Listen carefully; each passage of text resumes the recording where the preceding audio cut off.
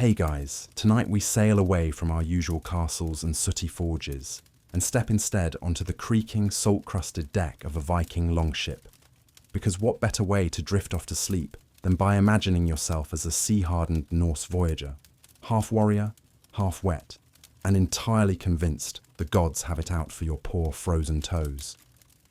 Before we cast off into icy winds and bad decisions, take a second to like this video and subscribe. But only if you genuinely enjoy what I do here. Drop a comment with where you're listening from and what time it is. I still find it wild that somewhere right now you might be cozy in bed while I tell you how to pillage an Anglo-Saxon fishing village. Comforting, isn't it? Now dim the lights. Maybe wrap yourself in a blanket like a makeshift bearskin cloak and let's slip quietly into tonight's salty tale. So, you're a Viking. Not the helmet with horns version. Sorry, they never actually wore those. Blame 19th century opera costumes. Instead, you sport a snug woolen cap or fur hood, leather boots still damp from the last rain, and a hand-me-down tunic that smells faintly of salted fish. You are, in essence, a walking blend of matted hair, dried sweat, and unreasonable optimism that the next raid will make you rich beyond your muddy fjord dreams. You didn't exactly choose this life. You were born somewhere in a crooked wooden hut wedged between sheep paddocks and rocky shorelines. By age 6, you're helping patch fishing nets or scraping barnacles off the family boat. By age 12, you're hauling water and wishing the jar was smaller or your arms were bigger. By age 15, your father, a broad-shouldered man who smells like tar and stale ale, decides you're tough enough to swing a sword without dropping it in the fjord. Congratulations, you're now a Viking warrior in training. Training, by the way, is mostly chasing your cousins with sticks, wrestling in the mud, and accidentally splitting your eyebrow open on someone's wooden shield. Good times. Then comes your first real voyage. Picture this. Dawn barely peeks over snow-dusted mountains as your village erupts with frantic energy. The ship, your clan's prized longship, carved with a snarling dragon's head and patched sails, bobs restlessly at the dock. Your crew of uncles, older brothers, and loud-mouthed neighbours loads barrels of dried fish, salted meat, and sour ale. There's shouting, bragging, and at least one minor fistfight over who forgot the spare oars. Classic Viking team building. You find a spot among the rowers, wedged between a cousin who snores and a bearded old man who hasn't bathed since the last summer raid. The salty wind stings your cheeks. The smell of fish, wet fur, and anticipation fills your nose. The chieftain roars an oath to Odin, Thor, and whoever else might keep you afloat. Then, with the creak of timber and splash of oars, you slip away from the dock and out into the cold, endless sea. Here's what movies don't show you. Being a Viking voyager is mostly rowing.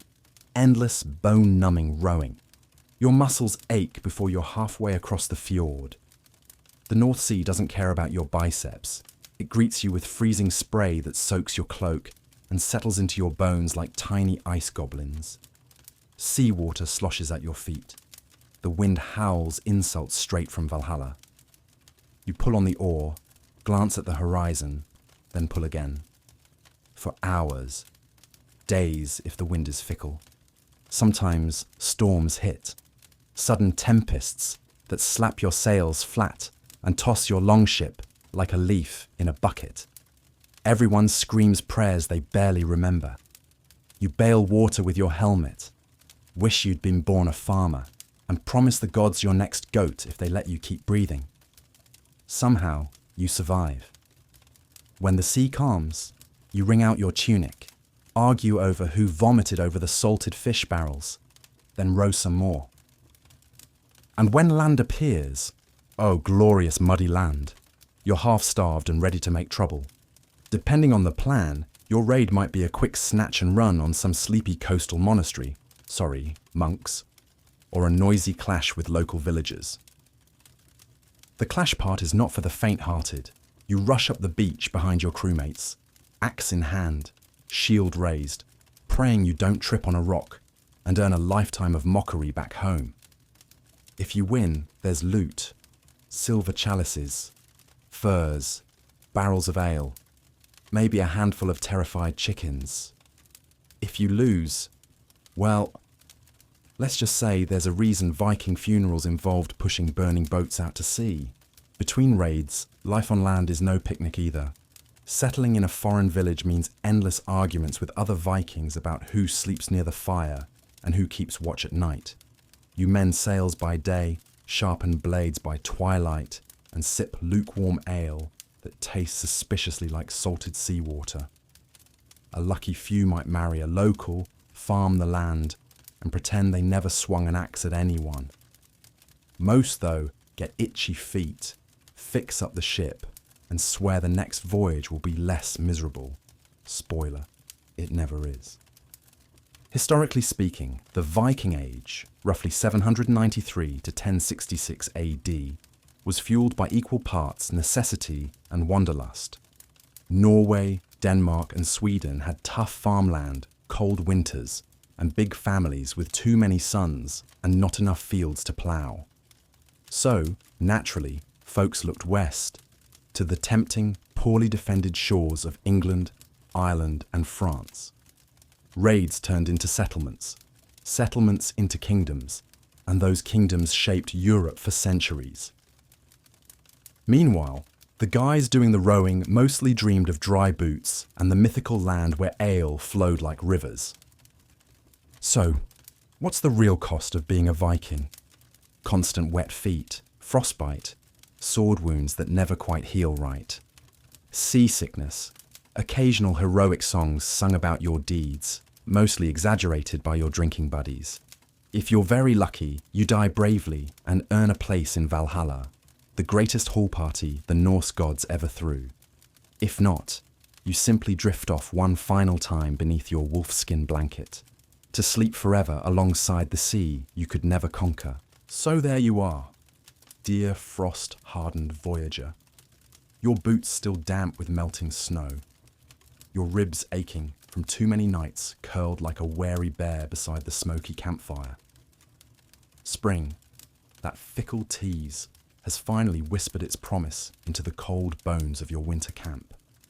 And true to every Viking's restless blood, the moment the fjord sighs open and the ice drifts out to sea, your crew is back at it again, hungry for more than dried fish and half-frozen dreams.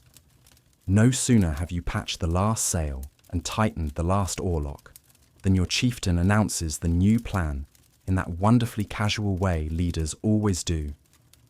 We follow the river inland this time, lads. There's rumour of a wealthy village hidden behind thick forest and foolish enough to trust in wooden fences. Everyone cheers, though you notice at least 3 men pretending their bad knee might keep them on guard duty instead. Nice try. No one escapes rowing duty. So you shoulder your battered shield, kiss your winter campsite goodbye, not literally, but you do glance back wistfully at the spot where your boots once thawed dry, and climb aboard the longship once more. The river voyage is both a relief and an ordeal. On the bright side, you're not battling ocean storms this time, just the quiet, deceptively swift current of a spring-fed river winding deep into green, misty forest.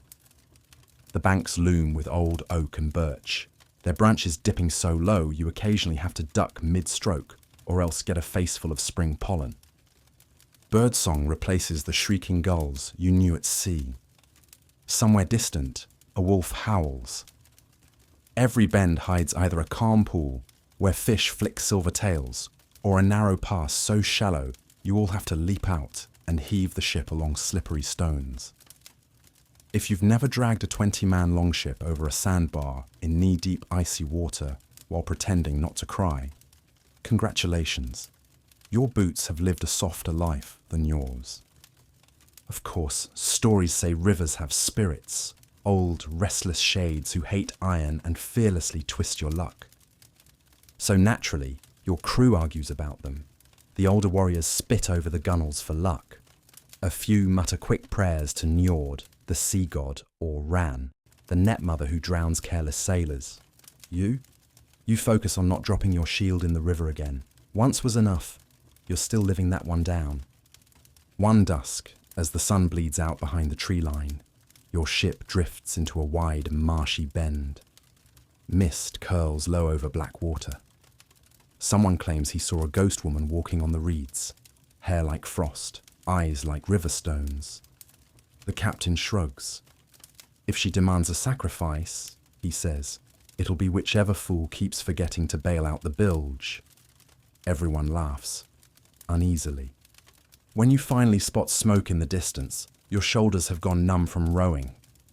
The chieftain hunches forward like a hunting hawk, a grin under that forest of a beard. He says it softly. Quiet now. We land, surround. Knock on the door politely. With axes. That's the plan. So simple. So Viking. You slip ashore under the velvet hush of dawn. Wet boots again. Squishy mud that threatens to swallow your ankles whole. The village comes into view.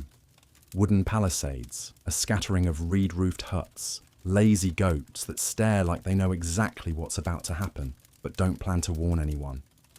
You and your mates fan out. There's tension, of course.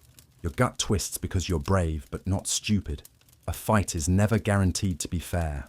One bad swing, one unlucky slip on muddy ground, and a warrior's saga ends not in Valhalla's mead hall, but face down in goat droppings.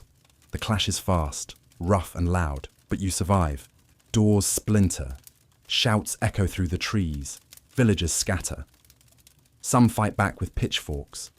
One brave soul swings a broom at your shield. You try not to laugh because honestly, that broom hurts more than you expected. Your axe lands true. Wood fences crumble, and soon your crew gathers whatever loot the place can spare. A few silver trinkets, salted meats, barrels of ale still fresh from last year's harvest. When the dust settles, the chieftain orders no needless cruelty. Take what feeds the crew, leave the rest. It's not mercy exactly, more like a sensible policy. Angry spirits and vengeful kin are trouble you don't need haunting your next raid.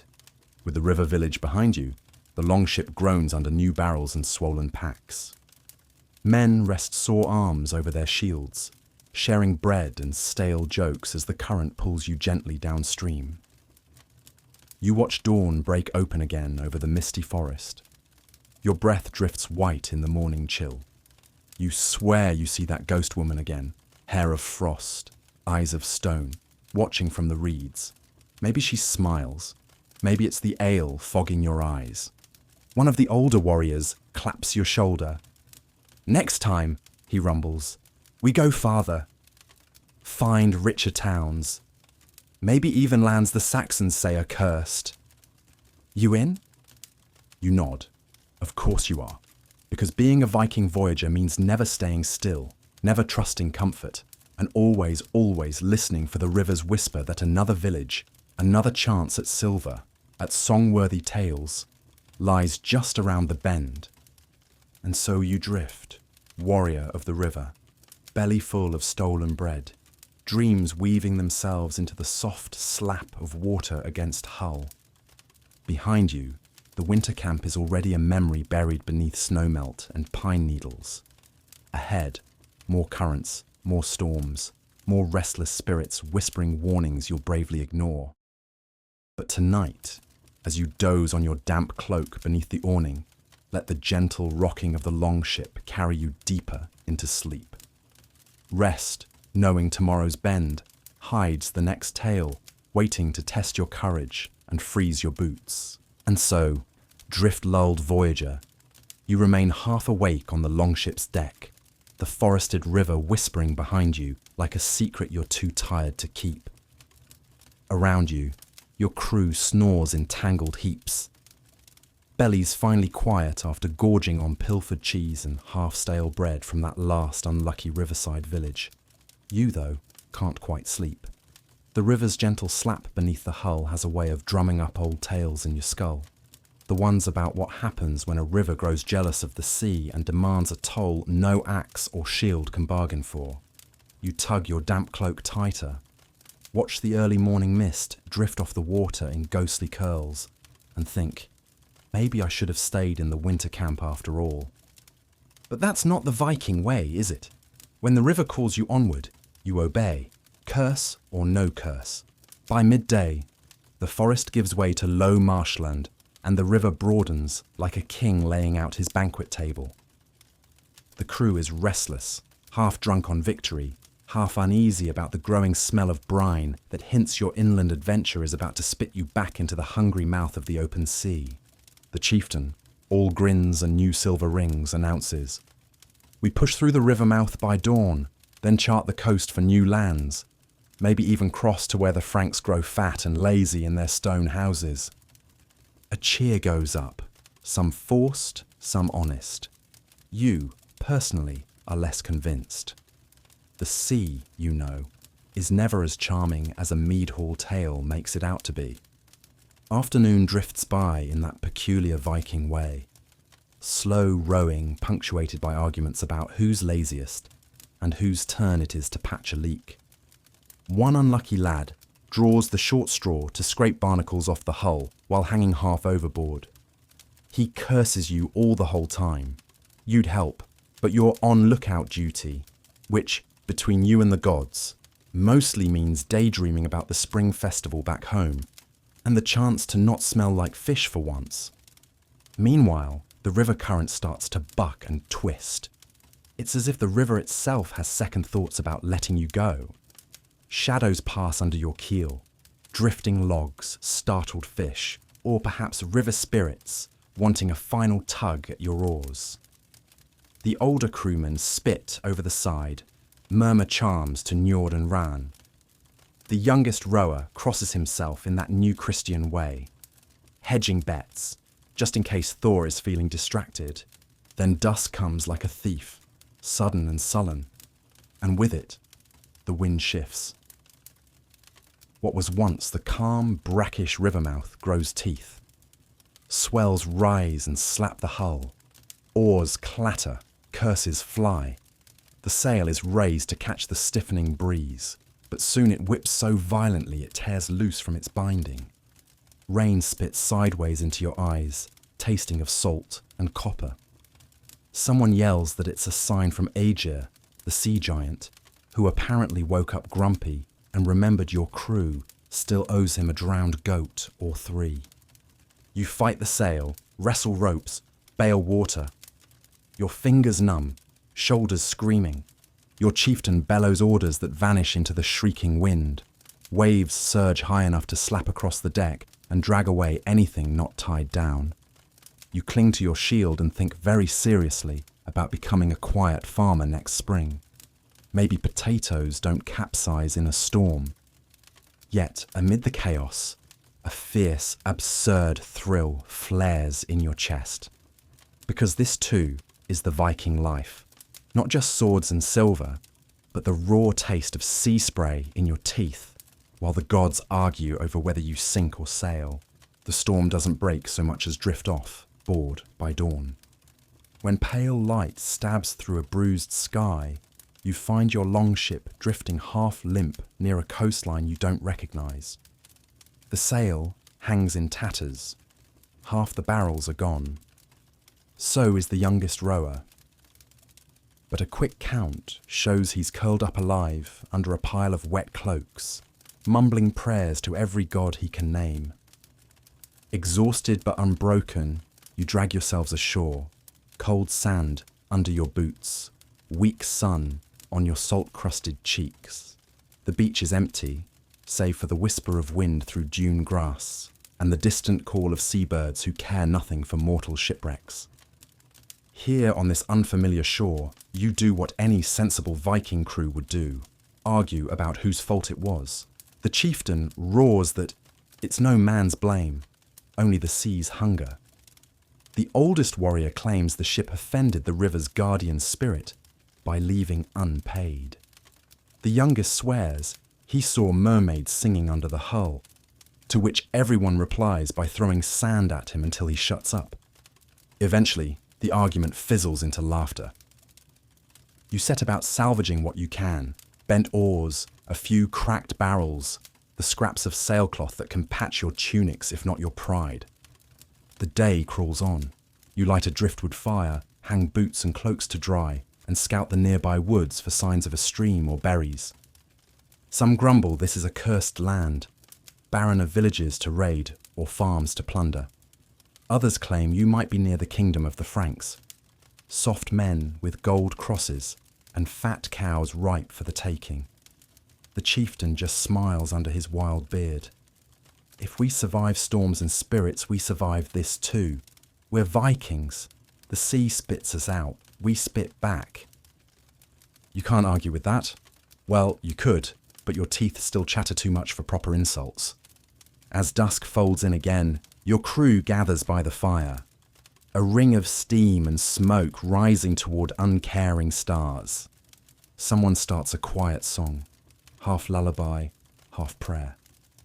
Others snore, axes within arm's reach, even as their heads droop against driftwood logs.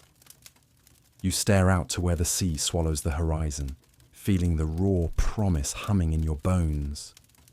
There's always another village, another river bend, another storm waiting to test you. Tomorrow, you'll mend the sail, fashion new oars, and pick a direction that smells like adventure, or at least doesn't smell like wet wool and regret. You'll row, you'll laugh, you'll curse the sea again when it inevitably tries to swallow you whole. Because you're Viking-born, storm-bound but unbroken, and no river spirit or sea giant will ever keep you from carving your saga line by stubborn line. And so, drift-lulled voyager, you remain half awake on the longship's deck, the forested river whispering behind you like a secret you're too tired to keep. Around you, your crew snores in tangled heaps, bellies finally quiet after gorging on pilfered cheese and half-stale bread from that last unlucky riverside village. You, though, can't quite sleep. The river's gentle slap beneath the hull has a way of drumming up old tales in your skull. The ones about what happens when a river grows jealous of the sea and demands a toll no axe or shield can bargain for. You tug your damp cloak tighter, watch the early morning mist drift off the water in ghostly curls, and think, maybe I should have stayed in the winter camp after all. But that's not the Viking way, is it? When the river calls you onward, you obey, curse or no curse. By midday, the forest gives way to low marshland, and the river broadens like a king laying out his banquet table.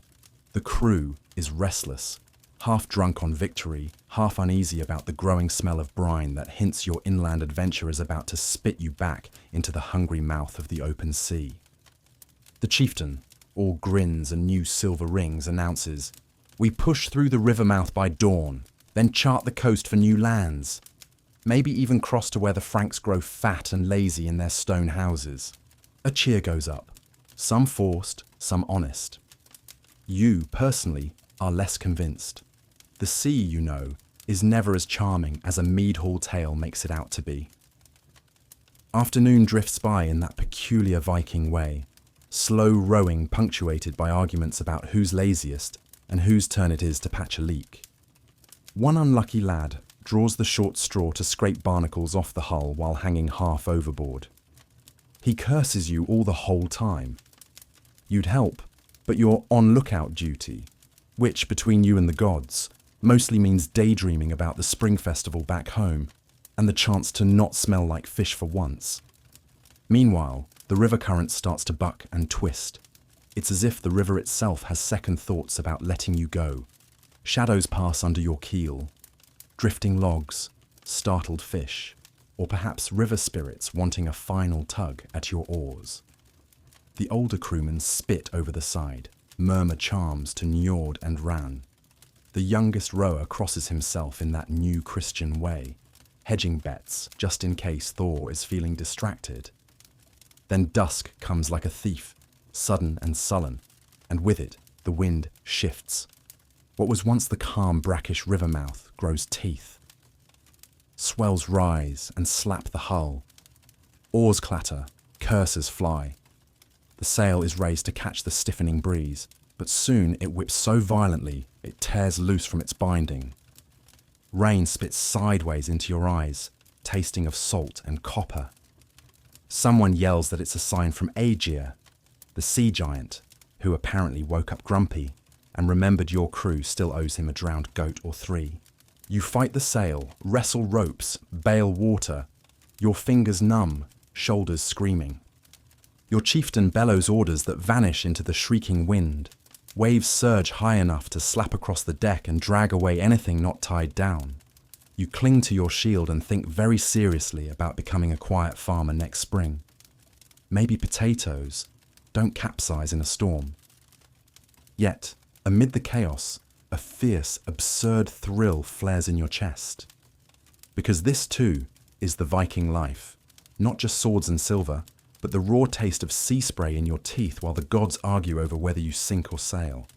The storm doesn't break so much as drift off, bored by dawn. When pale light stabs through a bruised sky, you find your longship drifting half limp near a coastline you don't recognize. The sail hangs in tatters. Half the barrels are gone.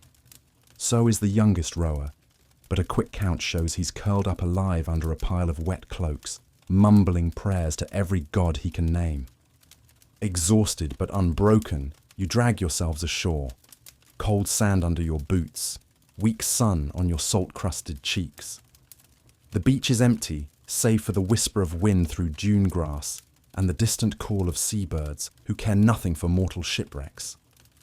Here on this unfamiliar shore, you do what any sensible Viking crew would do, argue about whose fault it was. The chieftain roars that it's no man's blame, only the sea's hunger.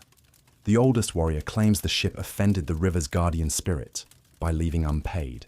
The youngest swears he saw mermaids singing under the hull, to which everyone replies by throwing sand at him until he shuts up. Eventually, the argument fizzles into laughter. You set about salvaging what you can. Bent oars, a few cracked barrels, the scraps of sailcloth that can patch your tunics if not your pride. The day crawls on. You light a driftwood fire, hang boots and cloaks to dry, and scout the nearby woods for signs of a stream or berries. Some grumble this is a cursed land, barren of villages to raid or farms to plunder. Others claim you might be near the kingdom of the Franks, soft men with gold crosses and fat cows ripe for the taking. The chieftain just smiles under his wild beard. If we survive storms and spirits, we survive this too. We're Vikings. The sea spits us out, we spit back. You can't argue with that. Well, you could, but your teeth still chatter too much for proper insults. As dusk folds in again, your crew gathers by the fire. A ring of steam and smoke rising toward uncaring stars. Someone starts a quiet song, half lullaby, half prayer. Others snore, axes within arm's reach, even as their heads droop against driftwood logs. You stare out to where the sea swallows the horizon, feeling the raw promise humming in your bones. There's always another village, another river bend, another storm waiting to test you. Tomorrow, you'll mend the sail, fashion new oars, and pick a direction that smells like adventure, or at least doesn't smell like wet wool and regret.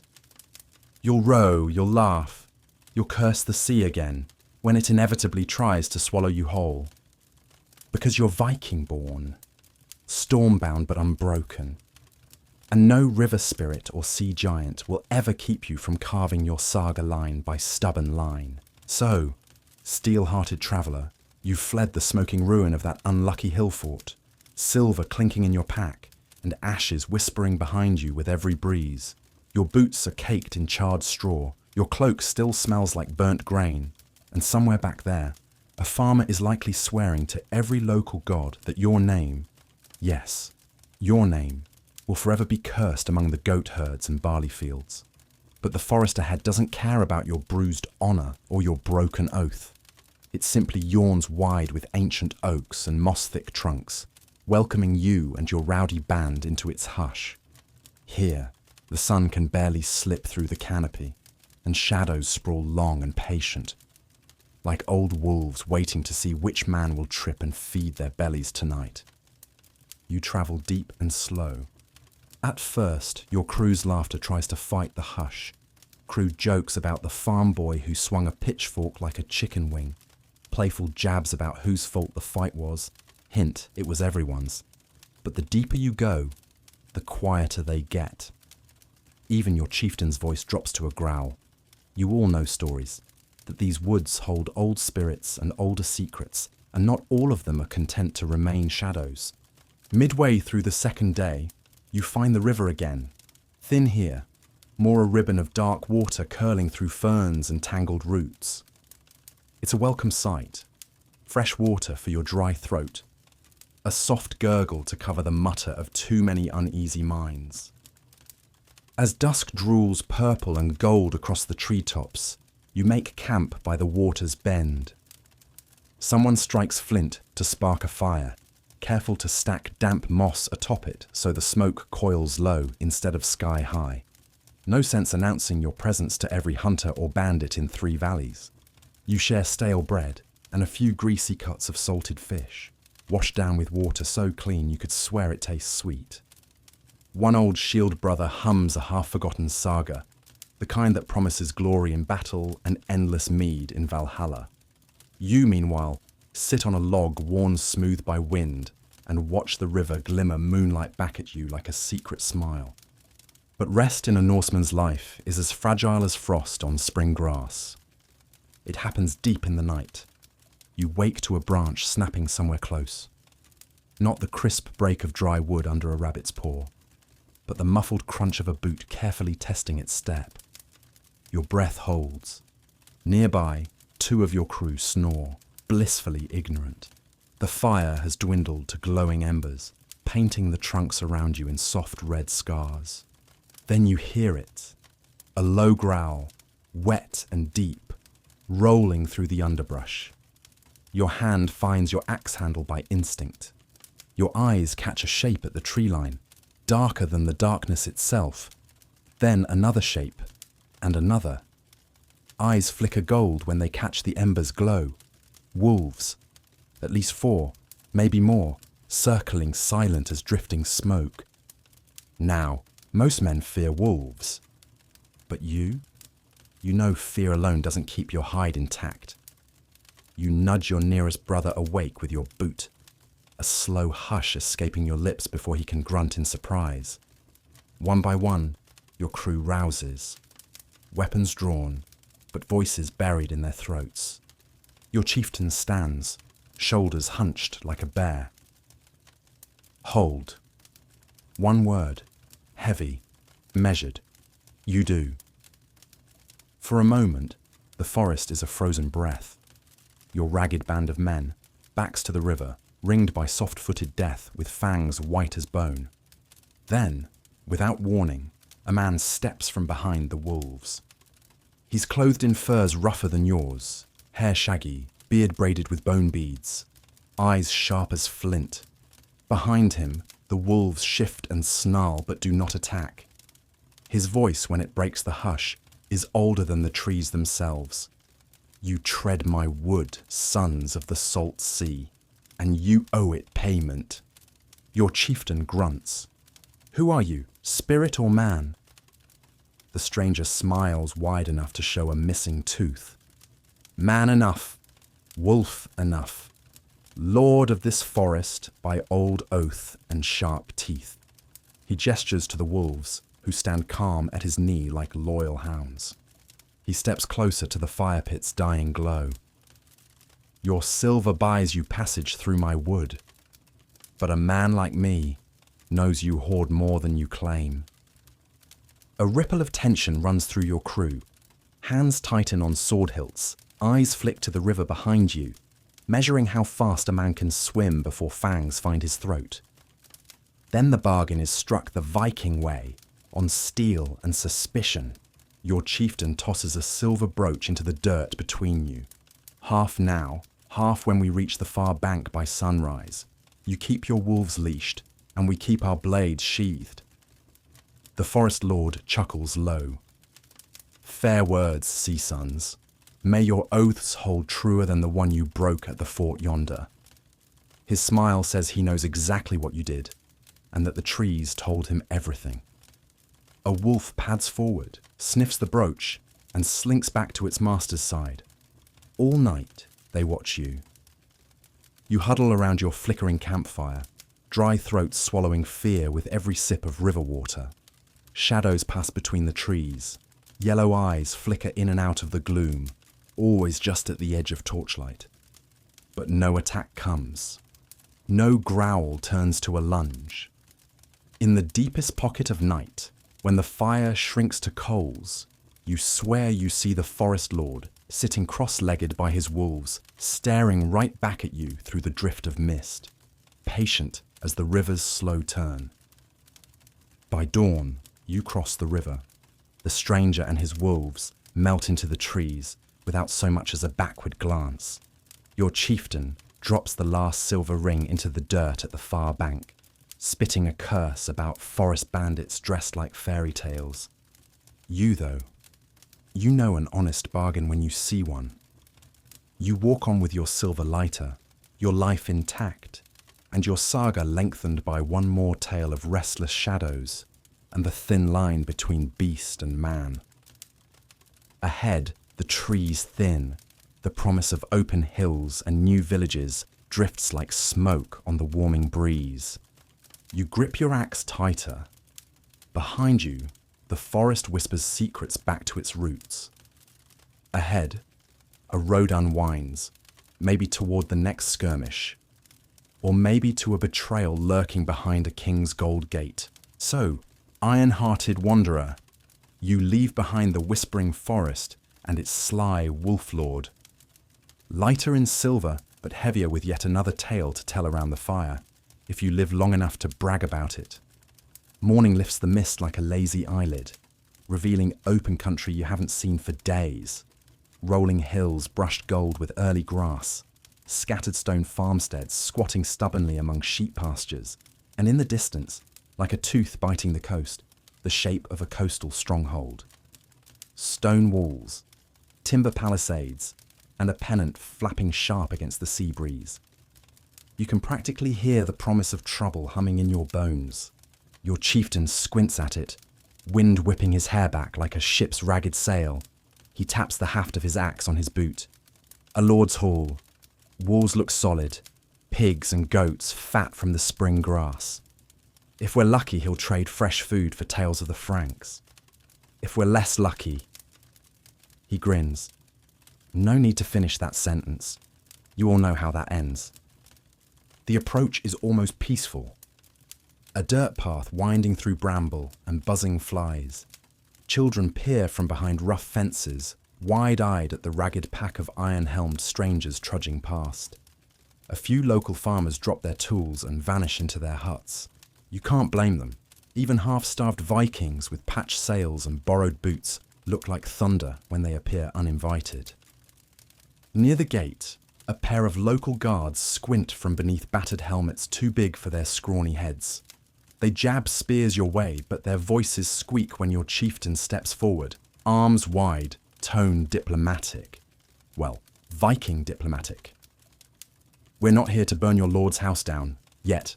Fetch him. We have words and silver. And if he's wise, he'll feed us before our tempers sour. No one mistakes this for poetry, but it works. Within moments, the gates creak open, just enough to swallow your crew whole. Inside the stronghold, you get your first taste of real stone walls again. The chill that seeps into your bones, the smell of damp straw floors, overlaid by roasted lamb and burning peat. The local lord appears in his hall, grey-bearded, heavy-browed, suspicious eyes flicking over each of you like counting coins in a purse. He sits on a rough wooden throne carved with the faded shapes of hunting hounds. A hound lies at his feet now, massive and silent, only its tail twitching, as if it alone knows who will leave this hall alive. Talk begins. Always the same dance. Your chieftain offering flattery about the lord's fine stone keep and rich flocks, the old lord countering with polite insults about drifting thieves and saltwater beggars. Wine softens the edges. A feast is called for. It's not friendship exactly, more like a test to see if everyone can sit on opposite benches without flinging knives by dessert. The feast is a swirl of roasted boar, sour ale, and cautious laughter. You tear meat from the bone with greasy hands, listening to the local scold droning on about the founder of this stronghold. A man said to have driven out giants and wolves in the days when men were more gods than men. Your crewmates scoff softly. Giants? Wolves? Try rowing across a fjord in sleet while half-starved. That's heroism enough. Somewhere past the second round of ale, your chieftain leans in close, voice syrup thick. This old lord has more gold than men. He fears an uprising from the neighbouring Frankish border. If we offer our axes, he'll feed us through summer. Then, when he's grown fat on peace, maybe we remind him that keeping wolves tame costs more than just bread and salt. Your stomach tightens. You know this tone. An oath sworn on meat and ale. A bargain today, a betrayal tomorrow if the wind shifts. But before plans can solidify, trouble finds you, as it always does. A door bangs open. A young man, soft-bearded, eyes burning with the arrogance only youth and too many stolen coins can grant, storms into the hall. He points straight at your chieftain, spit flying. These dogs robbed my uncle's hill fort 2 moons past, burned it, stole silver, left families homeless. The hall freezes. Tankards hang mid-air. Even the Lord's hound lifts its massive head, tongue flicking over yellowed fangs. Your chieftain rises slowly, calm as a frostbite. Your uncle's fort welcomed us poorly. Oaths were broken on both sides. But we are guests now. We have shared meat, salt, and song. Let this grudge die here. But youth rarely cares for old rules.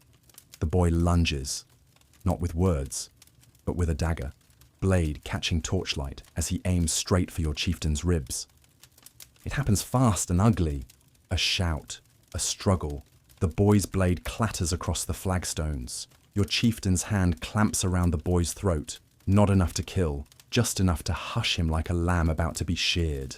Around you, the hall erupts into shouts, benches scraping, hands gripping blades that seconds ago sliced pork instead of throats.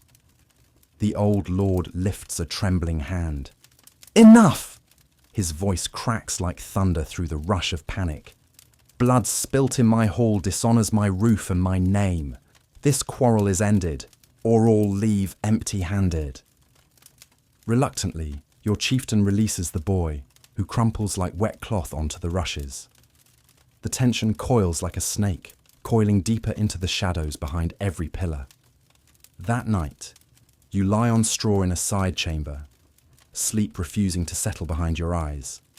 Your stomach is full, your purse heavier with the Lord's promised silver, but your chest knots tight. Oaths, once more. Oaths to guard this stone keep, protect these people you barely know, fight some phantom rebellion, the old man mumbles about in his sleep. Your chieftain sleeps nearby, axe within arm's reach, his breath steady as a winter bear's. You wonder what he dreams.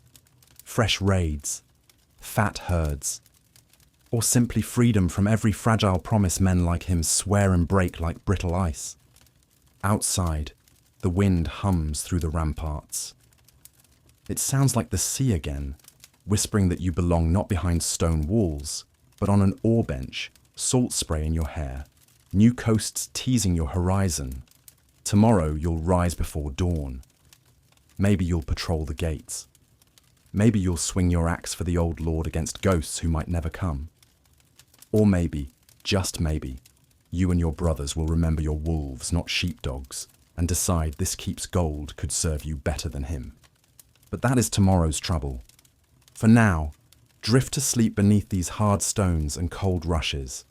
Dream of coastlines unfurling, sails cracking full under clean wind, and the hush of the deep sea forgiving every oath you've ever broken. You are Viking born, Oathbreaker, silver hoarder, storm dancer. So here you remain, iron-hearted drifter, tucked in the bowels of a cold stone hall you never plan to guard. Outside, the dawn pushes its thin grey fingers through arrow slits in the ramparts, stirring the old straw beneath your boots and the half-broken dreams inside your skull. You rise when your chieftain barks your name. Never mind that you'd barely shut your eyes.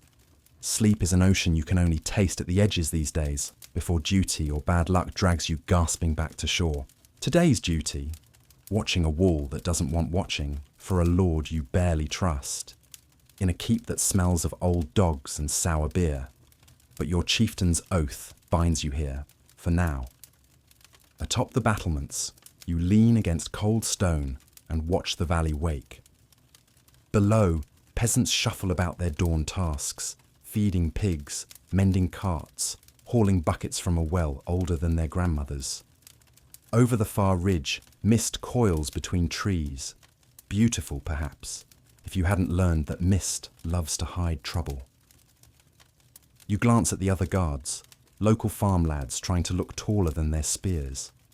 One picks at a scab on his chin instead of the horizon. Another hums tunelessly to keep fear from gnawing holes in his head.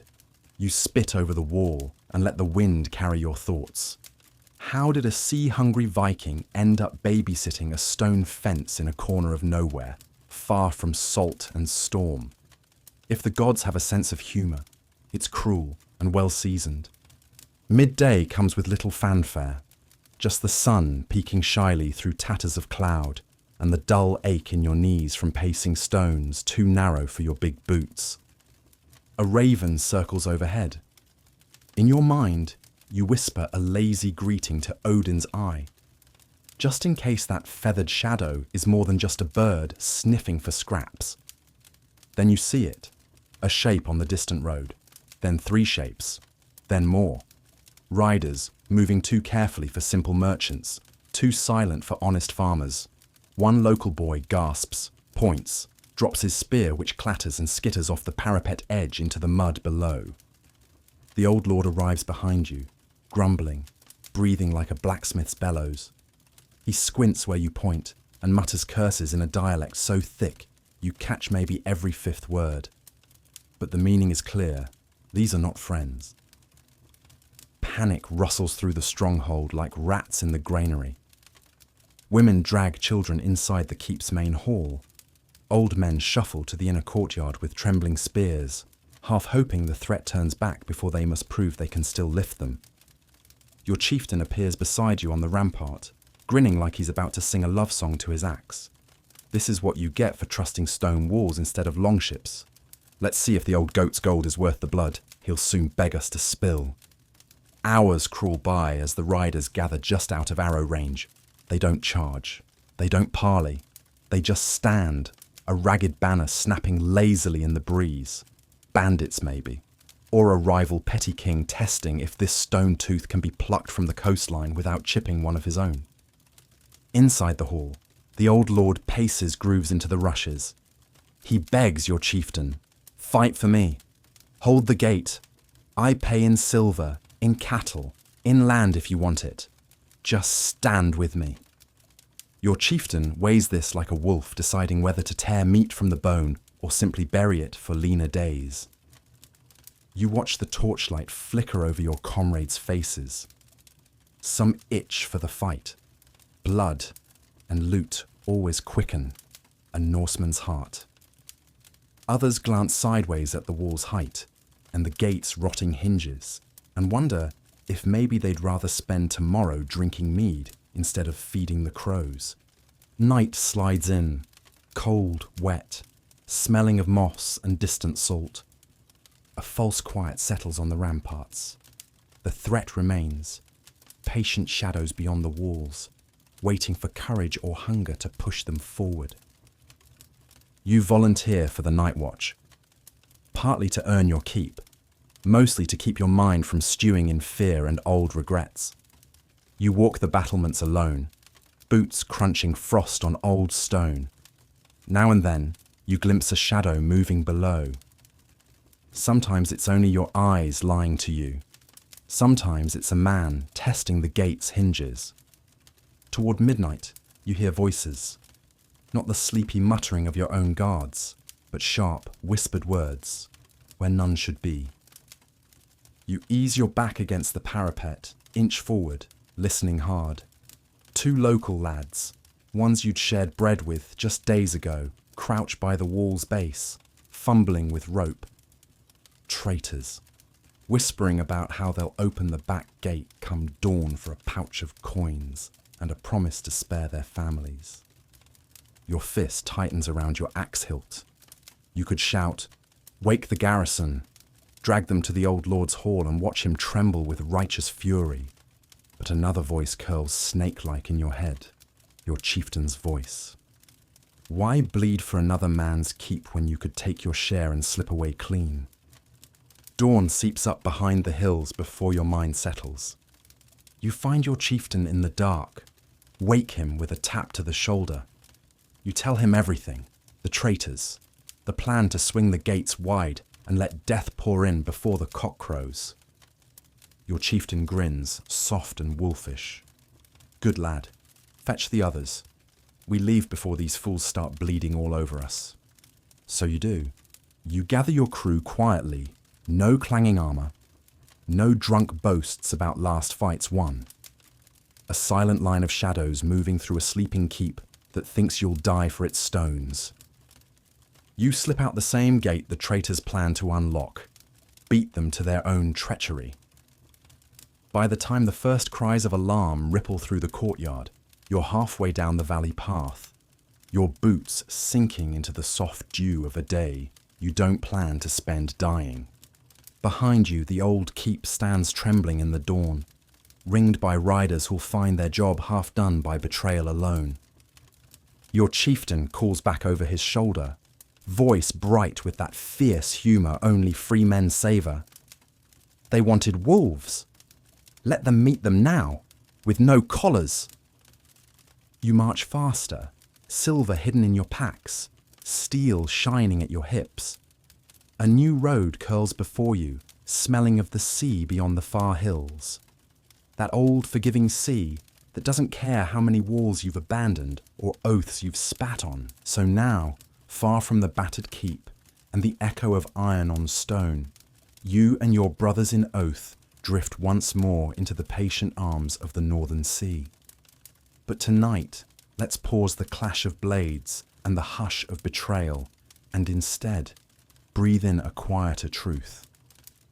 What life truly felt like for a Viking when the sails were furled, the axes were sheathed, and dawn broke on another ordinary day along the restless edge of the world. Imagine it now. You wake on a coarse wool blanket spread across the deck planks of a clinker-built longship pulled up on a pebbled beach. The chill slips under your cloak before your eyes are fully open. Dawn here comes soft and grey, mist rising from the water's lip, a thin, milky glow promising another day to test a man's calloused hands. There is no rooster to rouse you, only the hush of the tide drawing back, the creak of the hull settling on sand, and the gentle clatter of a crewmate rummaging through leather bags for yesterday's leftover fish. For a Viking, every day began with simple needs: warmth, food, and readiness. First, you check your boots. Damp again, of course. Salt water does that. You knock last night's sand from your cloak, wrap a length of worn wool tighter around your shoulders, and move toward the smouldering driftwood fire. Someone has coaxed a small flame from last night's coals, a humble flicker in the great sweep of sky, but enough to warm cold fingers and boil a weak broth. You break your fast with dried herring, hard bread, and maybe, if luck blessed you, a handful of soft cheese wrapped in cloth, since the last friendly village. You eat quickly, for the wind never waits. Around you, your crewmates grunt, laugh, and argue in half whispers, their faces still rough with sleep, and the memory of too much mead shared the night before. Once fed, the day's real work begins. And for all the romantic sagas sung by skalds, This is where the truth of a Viking's life lies. Labour. There are sails to mend, split along seams by gusts that would tear softer men from the deck entirely. There are oars to scrape clean of salt crust, ropes to twist back into strength after they've frayed under a storm's wrath. All this you do by hand, fingers numb and raw, back bent under the uncomplaining sky. If you are camped near a settlement, or lucky enough to claim a modest homestead along a fjord, the work shifts at once to fishing, smoking the catch for the lean weeks, gathering driftwood for the hearth, and keeping watch for rivals who might find your goats or your storehouse too tempting to resist. Weapons too need care. A warrior's axe is his second heartbeat. The blade must be free of salt rust. The haft must not crack when swung against bone or shield. Sharpening stones pass from hand to hand like a prayer. Even in peace, your shield leans within arm's reach, for the North teaches that calm and violence are siblings, forever quarrelling at your threshold. Yet beyond toil and steel, life found quiet pockets of softness too, small comforts woven between battles and storms. By midday, with the sun rising in its shy northern arc, you might rest your tools and share an idle tale with your shipmates. A crude joke about a neighbour's stolen goat, a half-remembered song praising an ancestor who fought beside Odin's ravens, or perhaps a quiet moment alone, feet dangling in cold water, eyes wandering to the distant horizon that always seems to whisper your name. For families settled in small timber halls, the daily rhythm turned on hearth and kin. Children fetched water, herded sheep along stone walls, barely older than the ancestors buried beneath them. Women spun wool, patched tunics worn thin by salt wind, and taught the youngest which berries would feed you, and which would bury you. In such moments, the saga of the Viking was not all blood and flame, but chores and small laughter, the sturdy backbone of a people too stubborn to bow to harsh seasons or hungry kings. As evening returned, quicker here than in softer lands, firelight once again gathered the living into tight rings of warmth. Ale mugs passed from calloused hand to calloused hand. Someone plucked at a crude harp. Another traced runes into the sand, murmuring old myths of giants and frost spirits, of Thor's hammer ringing thunder across distant peaks. Children drifted to sleep by the hearth while elders recited tales that stitched the living to the dead, binding each generation tighter to the cold soil and salt spray that had made them what they were. Voyagers, farmers, hunters, raiders, and always dreamers of the next shore. And when sleep finally claimed each restless mind, the northern wind kept watch. Outside the thin timber walls, or the open sails above a beached longship, the sea murmured secrets too old for even the oldest skalds to remember. Secrets carried in the hush of waves, the sigh of pine forests leaning inland from the surf, and the rustle of night creatures stirring beyond the fire's dying glow. So, wandering soul, this was the other truth of a Viking's world. Not endless bloodshed alone, but also the honest weight of daily work, the sweetness of bread baked over embers, the whispered stories that reminded each man and woman that life's fiercest battles were fought not just with axes, but with stubborn hope under a cold, starlit sky. Rest now, wild soul. Dream of forests thick with life, of spear tips glinting in dawn light, of the quiet courage it takes to live between storms. Tomorrow the saga continues.